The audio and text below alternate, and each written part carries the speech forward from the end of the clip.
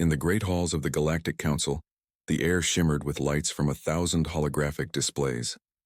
Voices of alien delegates filled the chamber, cold, proud, and arrogant. On the grand holographic map of the known galaxy, every inhabited world was shown in bright color. Every planet had its name, history, and strength level marked, all except one. In the corner of the Milky Way, where ancient star records once showed a small blue planet, there was now only darkness. The name Earth had long been deleted. No one remembered humans anymore. They were spoken of as a primitive species, emotional, weak, violent, and foolish. The last record said they destroyed themselves in wars hundreds of years ago. Now they were a forgotten story told to alien children. Never be like the humans. The council's main speaker, a tall insectoid being with glowing eyes, laughed as he pointed at the empty part of the map. Once they thought they were special, he hissed. Now they are dust. Laughter echoed through the chamber. But one being in the crowd didn't laugh. His name was Lyrak, a young researcher from the Shiren species. He wasn't old or powerful, but his mind was sharp and his curiosity never rested. He had read the old data files and damaged reports, hidden transmissions, and stories about the humans' strange bravery. Something about them felt unfinished. That night, after the council meeting ended, Lyrak stayed in the archives. He watched old recordings from the time when humans still existed, their ships, their voices, their wars. But more than anything, he noticed something strange in their eyes, a fire that other species didn't have. Why did they disappear? He whispered to himself. The archive AI responded coldly. Unknown. Records corrupted. Earth classified as extinct. But when Lyrak tried to access deeper files, the system blocked him. Access denied. Restricted by Council Order 0198, the Human Erasure Directive. That made him even more curious. Over the next few days, he searched quietly through forgotten data networks and old probe transmissions. Most showed nothing, only silence. But then one night, a broken signal appeared on his screen. It was faint, full of static, but the pattern was clear. A human voice speaking in an old Earth language. This is not the end. We remember. We rebuild. The signal repeated only twice, then vanished. Lyrak's heart raced. No extinct race could send a message like that. Someone, or something, was still out there. The next day, he went to his superior, a stern elder named Varen. Sir, I think I found something about the humans, he said. Varen's long claws tapped the table. You will forget what you found, he warned. That world is cursed. No one who searches for Earth returns. But what if they survived? Lyrak asked. Don't you want to know? Varen's dark eyes narrowed. Some things should stay buried. Do not touch the shadows, Lyrak. But Lyrak couldn't stop thinking about it. That night he made his decision. He loaded his small research vessel, the Starseeker, with supplies and left the station without permission. His destination, the dead solar system. The journey took several weeks through the quiet reaches of space. Lyrak passed empty systems, collapsed wormholes and radiation fields left from old wars. Every time his sensors scanned the Milky Way's edge, the same result came back. No life signs. But when he crossed into the ancient human sector, things changed. Energy readings spiked. There were invisible patterns in space, like something was pulsing behind reality itself. His scanners showed no ships, no signals, but the feeling of being watched grew stronger. As he approached the coordinates where Earth should be, Lyrak whispered, Let's see if you are really gone. He pressed the scan command, and then every alarm on his ship screamed at once. A blinding flash filled the cockpit. His screens went dark. The ship shook violently as if hit by an unseen wall. When the light faded, his eyes widened. There was something there. Earth. It was no longer the small blue world from the old records. It looked alive, glowing faintly, surrounded by an enormous shield of pure energy. The continents seemed to move slowly, like veins of light pulsing beneath the clouds. Lyrak's claws trembled over the controls. This is impossible, he whispered. You should be dead. He tried to send a message, but his communications froze. His ship's system stopped responding. Life support, engines, everything locked by an unknown force. Then, a calm voice spoke inside his mind. You shouldn't have come. Lyrak froze. Who are you? There was silence, then the voice again. deeper, older, full of power. We are what you called humanity. We remember you, Lyrak of Shiren. We remember all of you. His eyes widened. How do you know my name? You entered our shadow. Every thought, every fear, we see it. The stars outside his window began to twist, forming strange symbols. The planet seemed to pulse with light, and for a moment, Lyrak saw shapes moving within the clouds, not machines, but vast structures, like cities of light. He felt something touch his mind, not pain, but understanding. Memories flashed before him, ancient human wars, cities burning, ships leaving Earth, voices promising to return stronger, and then the voice said softly, "Tell them we are awake." Suddenly, the Force released his ship. His controls came back online. The shields around Earth flickered once, like an eye closing, and then went silent again. Lyrak sat frozen, staring at the living planet. He whispered, "The Council must know." But deep down, part of him wished they never would. As his ship turned away from Earth, the scanners picked up one final reading, a strange, massive object buried under the planet's surface. It was charging energy. The humans weren't just alive. They were preparing for something the galaxy wasn't ready for. Lyrak's ship drifted in cold space, engines barely humming. He couldn't stop shaking. His mind replayed the voice again and again, that calm, powerful tone saying, "Tell them we are awake." He had come looking for answers about a forgotten species. What he found was a sleeping giant that was no longer asleep. When he finally regained control, he checked his ship's systems. Everything was working again, except the data. Every recording, every scan, every signal he took from Earth was gone. Deleted. Erased completely, as if never captured. "How?" he whispered. He looked again at the dark blue planet, glowing faintly beneath the energy shield. "You don't want to be seen, do you?" He set a safe course back to the Galactic Council's central system. But even as the stars stretched into lines around him, the voice still echoed in his mind. When Lyrak's ship landed at the Council's grand station, he expected excitement. He expected questions, maybe even fear. But when he presented his discovery, no one believed him. "You say the humans are alive?" sneered one of the Council commanders. "Impossible. We erased their records long ago, but I saw Earth," Lyrak insisted. "It's shielded and alive, and something's inside it." The chamber filled with laughter. "Another dreamer," someone said. "Another fool chasing ghosts." He tried to show the sensor logs, but the screens flashed blank. Every file that should have contained proof was corrupted. Only one line remained on the datapad, a message he hadn't written. "We remember." The room went silent for a moment. Then the council leader, a tall being with metallic skin, spoke coldly. "You are spreading dangerous lies. The human race is extinct. Forget this madness or face removal from the council's research branch." Lyrak looked around. Hundreds of alien eyes stared at him, some curious, others afraid. No one dared to support him. He bowed his head slowly. "Yes, council leader." But deep inside he knew they were wrong. That night, as he sat alone in his chamber, he couldn't sleep. Outside the window, stars glittered softly. And then, for a moment, the lights flickered. The room dimmed. The ship's AI activated suddenly. Unauthorized transmission detected. Lyrak turned toward the screen. The same phrase appeared again. "We remember," he whispered. "No, not here." Suddenly, a hologram formed in front of him, a figure made of blue light. It looked human, but not completely. Its features shifted, man, woman, young, old, or all at once. The being spoke gently. "Lyrak, the council will not listen, but the galaxy must know." Lyrak took a step back. "How are you speaking to me? I'm light years away from Earth. We are connected through the void. The distance between minds is smaller than you think. What do you want from me?" The human hologram tilted its head. "Not war. Not revenge. We watched as they mocked us. We learned, we grew, we became more. But now the balance is broken. The galaxy is rotting from within." Lyrak frowned. "You're planning something, aren't you?" The hologram's voice softened. "Preparation is not aggression, but when they come to find us, we will not hide again." Before he could ask more, the hologram vanished. The ship's lights returned to normal.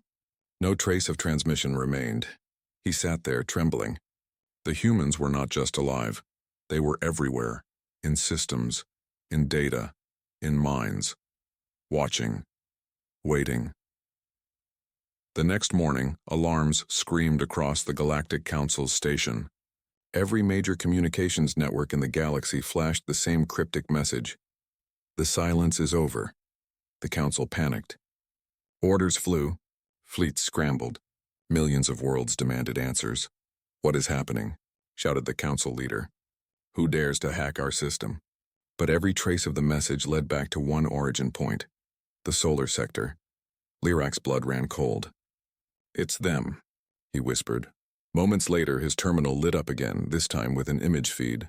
A camera on a border satellite showed something impossible: a massive dark structure appearing near the old. The Galactic Council chamber had never been this silent before. For centuries, it was a place of argument, pride, and endless noise. But now, after that single mysterious transmission, a human voice speaking across every system, silence filled the air like cold smoke. No one moved. No one spoke. Even the lights seemed dimmer. The message was short, calm, and terrifying. "We left to survive. You left us to die. Now we return, not to destroy, but to remind." Those words repeated again and again across thousands of networks before vanishing completely. No source, no trace, no signal path. Just gone. Council Leader Vorn turned toward Lirak with burning eyes. "You will explain this," he demanded. Lirak stood at the center of the hall, pale and tired. "I already did. They are alive." "I told you, alive," Vorn shouted. "No, you woke them up." "I didn't wake them," Lirak said quietly. "They were already awake.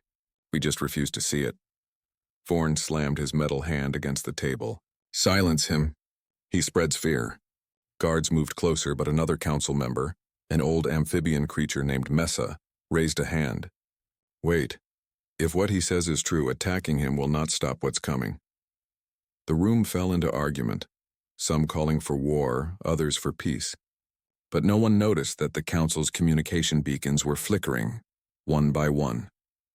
Whole systems were going dark, not destroyed, but disconnected, as if they simply stopped existing on the map. "Another system offline," shouted a technician. Then another. "10 more! Who's doing this?" Vorn demanded. Lirak's voice was soft but steady. "They are taking back what was once theirs." Meanwhile, far across the galaxy, on a trade station near the Outer Rim, a group of pilots gathered in the mess hall. The news was spreading faster than anyone could control. "They say Earth came back," one whispered. "Nonsense," another replied. "It's just council propaganda." "But what if it's true?" a third asked.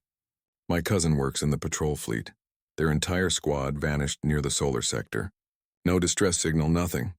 The first pilot leaned forward. "My grandfather told stories about humans. Said they were crazy, emotional creatures who fought even when they knew they would lose." "Yeah," someone laughed nervously, "and that's what makes them dangerous." They all looked out the window into the stars.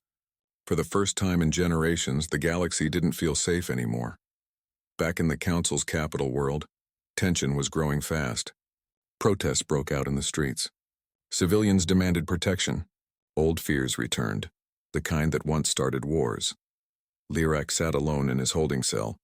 The guards refused to speak to him. They looked afraid, and he didn't blame them. Through the wall, he heard whispers. "The humans are coming. They have fleets made of light. They can control machines with thought." Rumors grew faster than truth. Then, one night, the door to his cell opened. It was Mesa, the amphibian council member. Her face was tense. "Get up, Lirak," she said quietly. Lirak blinked. "What's happening?" "The council has voted," she whispered. "They plan to destroy what's left of the solar sector. They're sending the Omega fleet, every weapon we have." He froze. "That's madness. You don't even know what they've become." "They don't care. They fear them now. They want to erase them again before it's too late." Lirak clenched his fists. "It is already too late." Hours later, the Omega fleet, thousands of warships, jumped into hyperspace, heading toward the coordinates where Earth once orbited. The Council broadcasted their mission as a symbol of unity, to show the galaxy they were still in control. But deep in his heart, Lirak knew what would happen. He had seen that glowing planet. He had heard that voice days past. The fleet reached the solar sector. And then, nothing, no signals. No return, no noise. One by one, the tracking beacons of the ships blinked off. At first, the council thought it was interference. Then they thought it was a system bug. But then the first video came through, only 6 seconds long. A dark void filled the screen. A whisper echoed through static. You were warned. Then the transmission cut. Every fleet symbol disappeared from the map. The entire Omega fleet gone. Panic swept the galaxy. Markets crashed, trade routes froze, and the council went into emergency lockdown. Lyrak, still under guard, looked up as alarms blared.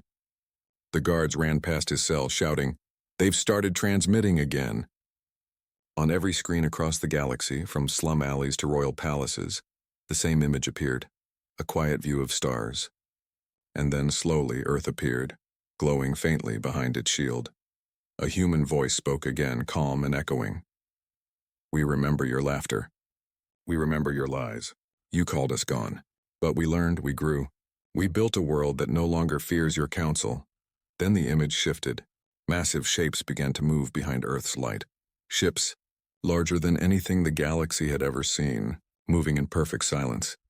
"We are returning not for war," the voice continued, "but for balance." The signal ended. Back in his cell, Lyrak stared through the small window toward the stars. He could almost feel the human presence out there, patient and calm, watching. He whispered to himself, "They don't want war." But if war comes, the galaxy won't survive it. Far away, deep in the void, Earth's shield pulsed once like a heartbeat, and the whispers began again. Spreading through every world, the humans are back. And they're not the same anymore. Panic had turned into fear, and fear was now turning into chaos. Every system across the galaxy buzzed with the same question. What happened to the Omega fleet? There were no survivors. No escape pods, no debris. It was as if thousands of warships had vanished into thin space. In the Galactic Council's grand chamber, the delegates shouted over one another. "It's a weapon. It's black magic. It's the humans." Lyrak, still under watch, was brought into the chamber. His eyes were tired but calm. The council leader Vorn glared at him. "You saw them, Lyrak. What did they do? What kind of power can erase an entire fleet?" Lyrak looked around at the frightened faces. "They didn't erase them," he said slowly. "They moved them." The chamber fell silent. "Moved?" someone asked. "To where?" "I don't know," Lyrak replied. "But I think the humans learned to control more than energy or space. They can move worlds now." The council laughed nervously, but their sensors suddenly began to flash. Every screen in the chamber filled with alerts. "Priority signal from Sector 9, shouted a technician. "Gravitational anomalies increasing. Massive displacement detected near the solar sector." The map zoomed in, and then the impossible happened. The solar system itself was gone. Not destroyed, gone. Planets that once circled the sun were missing. Asteroids had shifted, and the star itself flickered weakly. Something enormous had moved away from it. A giant mass, bigger than anything in recorded history. "What is that?" someone whispered. The technician zoomed closer, voice shaking. "It's Earth, it's moving." For a moment, no one spoke. The idea was too big to understand. "How can a planet move?" Vorn shouted. "Planets do not move. They orbit." But the data was clear. Earth was no longer where it should be. It was traveling through the void, wrapped in an enormous shimmering field. It was a world ship. Hundreds of scanners across the galaxy tried to track it. But Earth's energy shield bent every wave, every scan, every eye that looked upon it. The planet traveled slowly but with purpose, and its path was heading straight toward Council space. As the news spread, panic broke out everywhere. People evacuated stations. Armies mobilized. Every ship was ordered to prepare for war. But the strange thing was, Earth did not attack. It simply kept moving. Silent. Steady. Surrounded by thousands of small glowing objects, human ships, black as shadow, flying in formation. Alien commanders ordered warning shots. Missiles flew. Laser fire streaked through space. The weapons hit Earth's shield, then disappeared like drops of water vanishing in sunlight. Seconds later, every ship that fired went dark. Their power systems shut down completely. Across the galaxy, sensors recorded the same pattern. The humans didn't return fire. They didn't destroy. They simply turned everything off. In the Council's control center, chaos turned to dread. "This isn't war," whispered one officer. "This is control." Lyrak stood quietly, staring at the data streams. He noticed the patterns. The humans weren't just disabling weapons. They were testing something, as if they were scanning the galaxy's reaction. He turned to the Council leader. "You can't fight them. Every time you try, they learn more about you." Bourne's eyes burned. "Then what do you suggest, researcher? That we bow before them?" Lyrak looked at the holographic display of the moving planet. "No," he said softly. "You should listen before it's too late." Then suddenly every screen in the chamber went black. A deep hum filled the air. A voice, calm and familiar, spoke from nowhere and everywhere at once. "We warned you." The screens lit up again, showing a single image. It was Earth, closer than before, its surface glowing with golden light. Then a human face appeared. It wasn't male or female, old or young. It was a face made of pure energy, formed from billions of fragments of light. "Galactic Council," the voice said. "We do not come to destroy. We come to restore." Bourne tried to speak, but his voice shook. "Restore what?" The human face tilted its head. "The balance you broke." Then the image changed. Every alien world appeared in the display, images of mining scars, burning forests, dying oceans, and slave colonies. "You consumed the stars," the voice said. "You forgot the meaning of life. You called us extinct, but we watched. We waited. We buy." The galaxy had gone quiet. For the first time in thousands of years, every weapon was silent. Every fleet stopped moving. All eyes were on the same thing, the planet that moved like a god. Earth. It hung in the dark void, glowing softly with blue and gold light. No one understood how it moved, what powered it, or why it had come. But everyone understood one thing. It was unstoppable. On the Council world, Vorn stood before a massive hologram of Earth. His scales trembled under the dim lights. "Open communication again," he ordered. "Try every frequency, every code. Someone must answer." His officers obeyed, but there was no response. Every signal vanished into the light that surrounded the planet. Then, the voice returned. "You took from the weak. You silenced the innocent. You built empires on ashes. Now you will listen."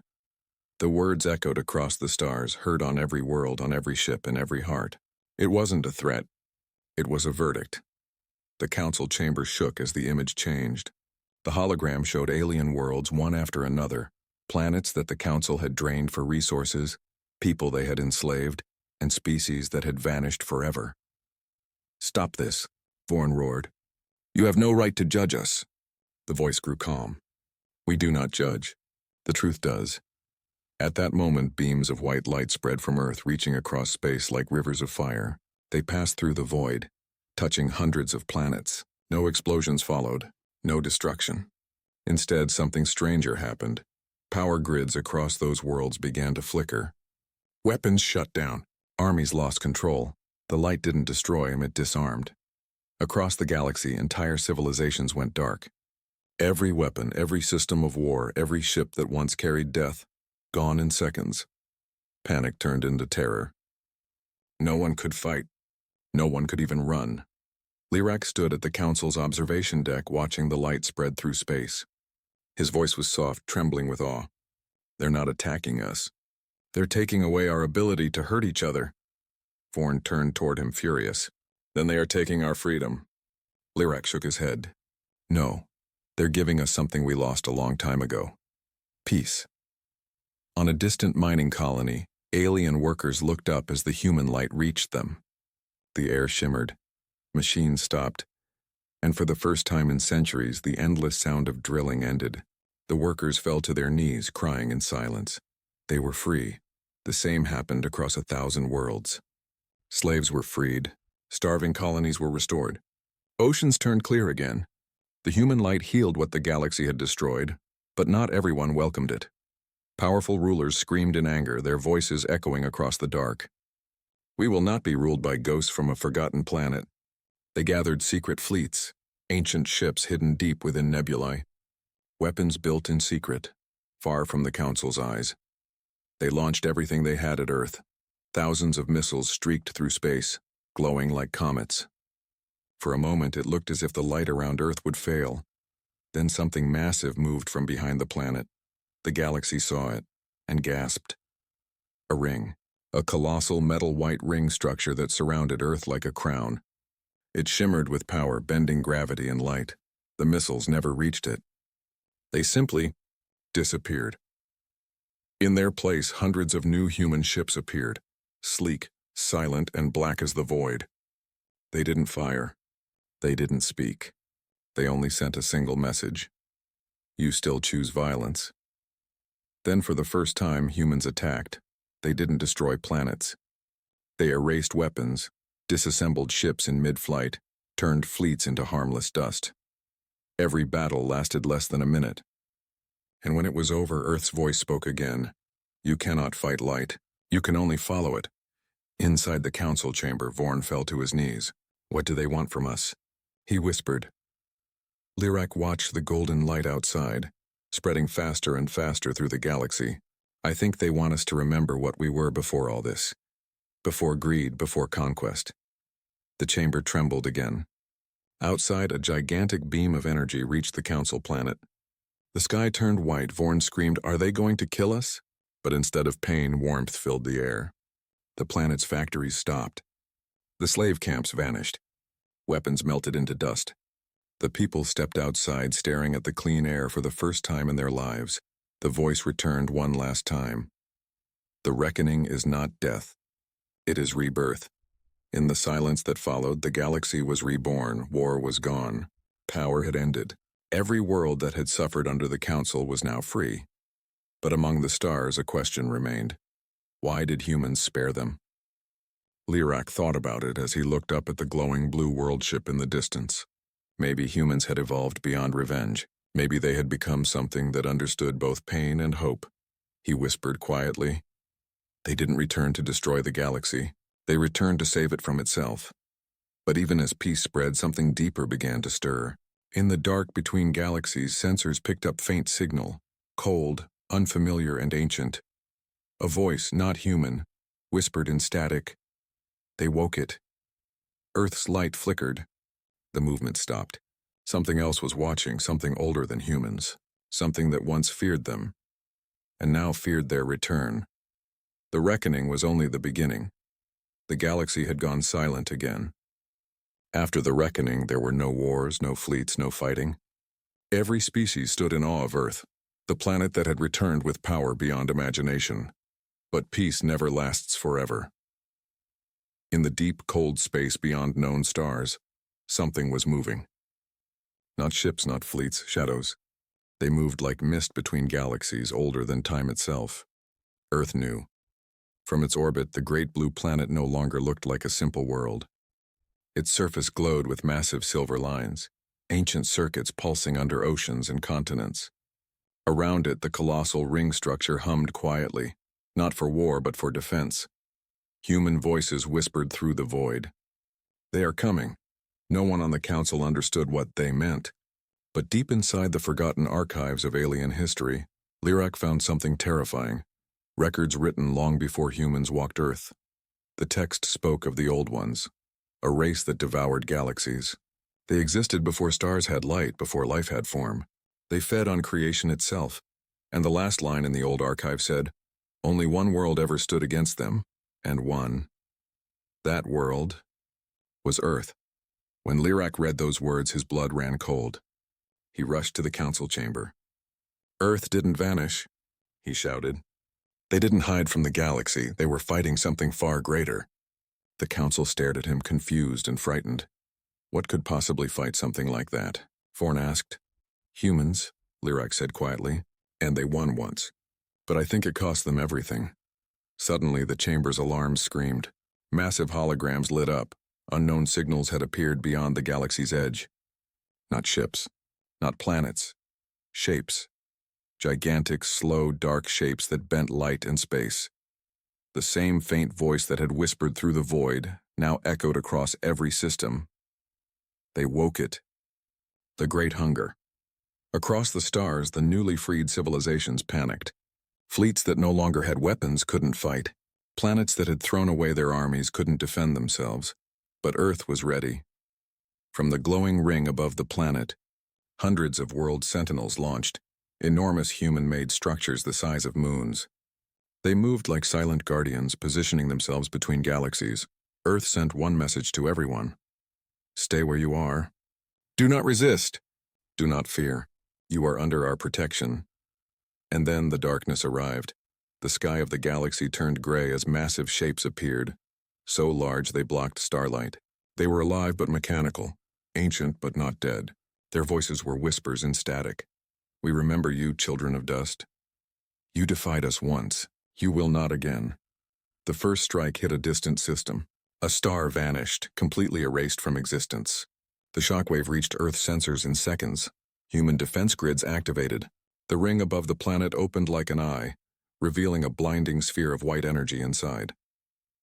Lyrak watched from his ship near Earth's orbit, his heart racing. They can't fight something that eats stars, he whispered, but the human voice that filled the comm channel said softly, we don't fight stars. We reshape them. The light from the ring shot outward. It traveled faster than thought, reaching the dying star and reigniting it. The old ones screamed through the void. The light from Earth burned them not with fire, but with memory. They remembered something, fear. Then the humans revealed their final weapon, the memory engine. It wasn't a bomb. It wasn't a weapon of destruction. It was creation itself. From Earth's core, the machine awakened, ancient, massive, stretching across the planet's magnetic fields. Its pulse spread like a wave through the void. Wherever the wave passed, the old ones' shapes began to fade, their endless hunger turning into silence. The stars that had gone dark came back to life. The galaxy watched. Unable to understand what it was seeing, Earth wasn't just powerful and it was alive. The planet itself was a being, merged with the humans who had ascended beyond flesh and time. They had become something greater, guardians of the galaxy's light. As the final shadow vanished, silence returned. The stars were safe again, and for the first time in countless eons, the old ones were gone. But Earth didn't celebrate. It simply whispered across the stars, and sleep now. The universe is young again. Lyrak watched the light fade, his eyes full of tears. We